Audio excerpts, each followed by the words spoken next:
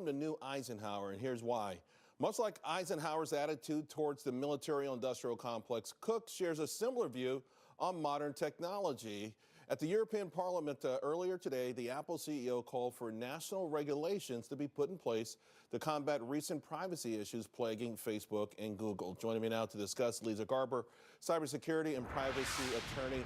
Leeza, you know, this was a remarkable call from one of the top CEOs in the world, saying that America needs to embrace the sort of regulations that the EU has, because he's got these rivals, Facebook, going bananas. They're not doing the right thing as sort of custodians of our private information. What are your thoughts on this?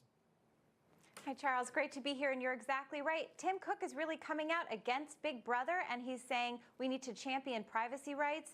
And comparing him to Eisenhower is really apropos. You look at what Eisenhower said, fighting against the military-industrialized complex dating back to the late 50s, early 60s, after he left office, right before JFK took power, fighting against this agenda between intertwining government and military operations and production facilities.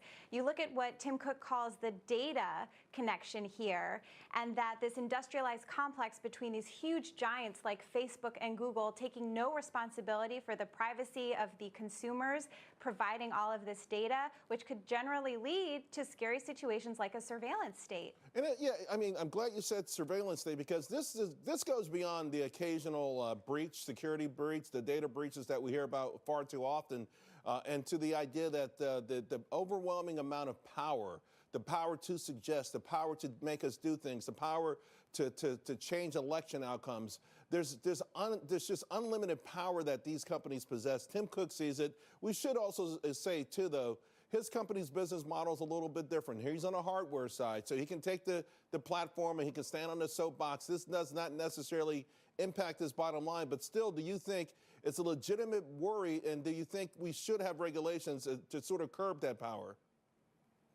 Exactly. There should be regulation. And Tim Cook is pointing out that Google and Facebook, these internet giants, these software providers, are not regulated in the U.S. The EU is so much more advanced in terms of privacy protections. And you look at the intermingling of these tech giants and the Democratic Party. They're unregulated. They're moving forward however they want. They have so much power over the everyday lives of so many Americans.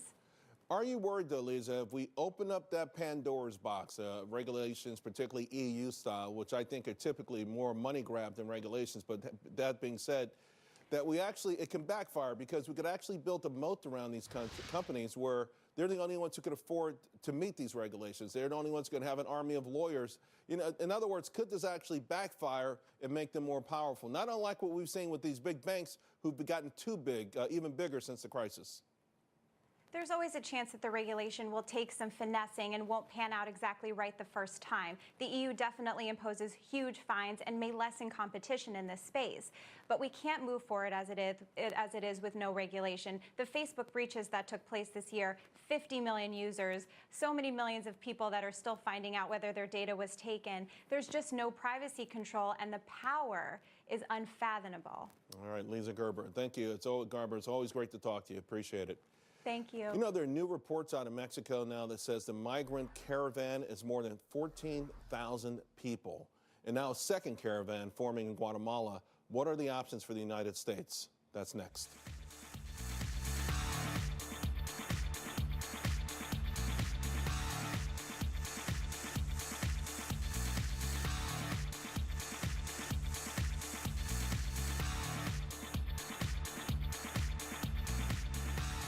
Now, you can save up to 40% or more on some of the most popular and stunningly beautiful silver bullion coins to come along in years. These big silver coins are an ideal way to strategically diversify your wealth. Super Leafs are large 1.5-ounce, pure 4/9 fine, legal tender silver maple leaf coins produced by the historic Royal Canadian Mint. Each contains 50% more pure silver than the classic silver Canadian maple leaf coin. And now you can purchase them from Monex at up to 40% less than what other dealers charge for the same exact coins, and at a per-ounce price that is very competitive with silver American Eagles, which makes them a great buy for those who can appreciate an exceptional value on a true hard asset, rapidly growing in popularity.